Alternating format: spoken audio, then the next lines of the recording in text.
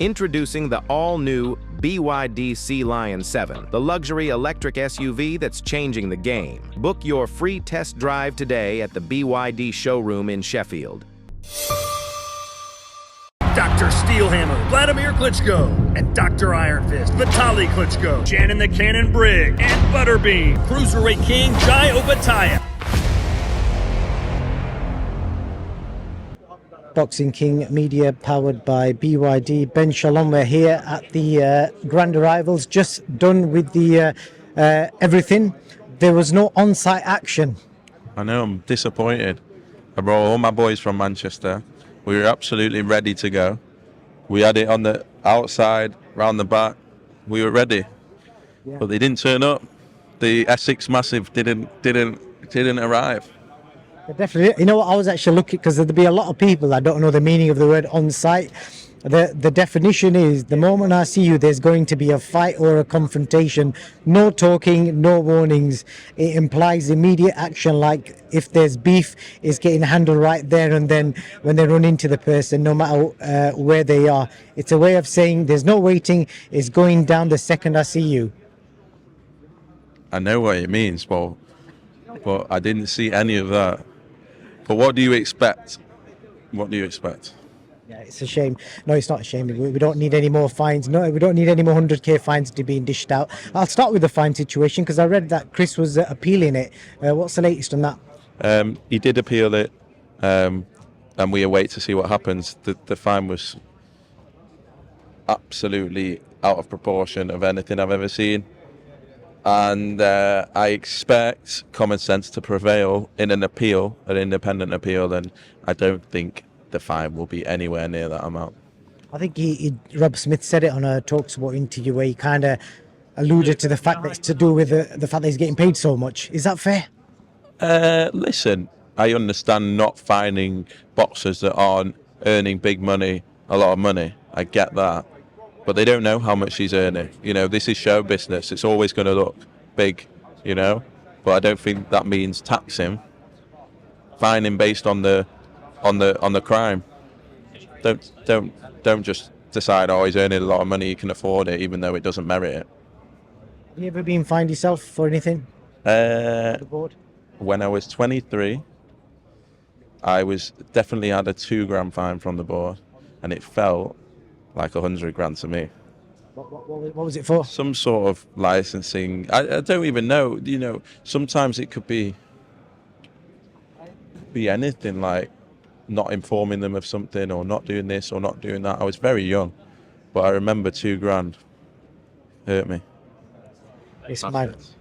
Yeah, indeed. You know, you get it back. Yeah, you never know. From what you've seen so far, what are you thinking? Points or a knockout for Chris? I believe it will be a knockout, because I believe Chris wants to knock him out. He's so motivated. He's trained so hard. He's got an unbelievable camp in there. He's ready. And I know people are saying Conor's going to start fast, and we believe that as well. But do you think Chris is not going to be running away? Chris is going to start fast. So it's going to be absolutely mental in there. It's going to be one of the best fights you could ever see, because these two guys only know how to scrap. They're not technical, back-footed, necessarily the most technical boxers there are. They're fighters, and they're here based on heart, and that's what we'll see. It's unbelievable. We're going to have a lot more time to talk about this fight in the next few days. I just want to quickly recap on Ben. Have you spoken to Ben? What's the next move for him? It's just buzzing. He's going to come down on Saturday night. I'm hoping that we go and I take him to Anfield to see Liverpool win the league against his team, Tottenham Hotspur.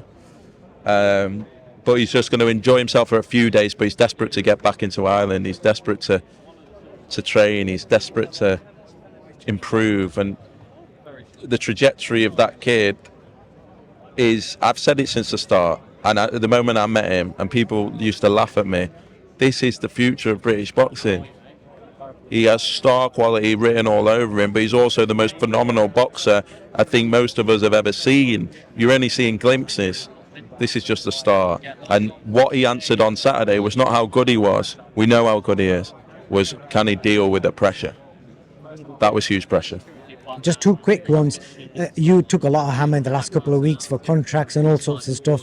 But one of the things, I don't know if many people have pointed this out, that's the most fullest I've seen that arena. I've never seen 10,000, 9,000, whatever it was. That arena's never been that packed out before. So you got to give yourself a bit of a pat on the back, even though Lee did help you out with some promoting side of things. I think so. I think for me, yes, the build-up was mad. There was all sorts of shit going on. It was annoying at times, and I felt like it was just cheap shot.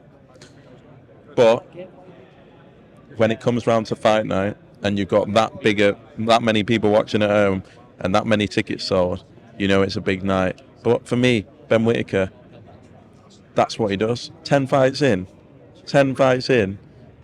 The numbers, the digital numbers, you must see it, ridiculous. We had nearly 350,000 people watching Ben Whittaker in his 10th fight. No one's doing that. I'm telling you, no one is doing that. It's early days. It's his first show. The linear numbers will get bigger and bigger and bigger. The digital numbers are just like boxing doesn't see in this country. It's just wild.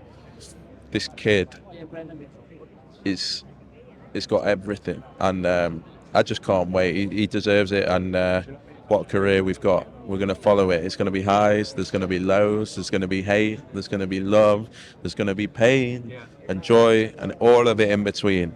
But one thing's for sure, it's going to be entertainment from start to finish.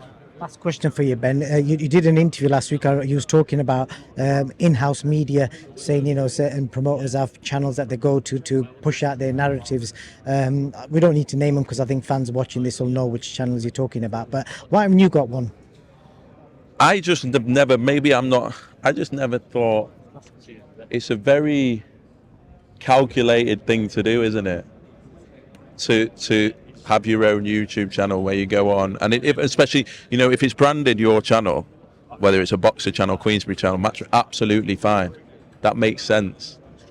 If it's but to hide behind a different brand and pretend that it's an interview look. I've had stick before for saying don't ask me about this and that was usually because of a legal issue, and I was young and I was told not to talk about it, and I was stupid enough to say don't talk about it.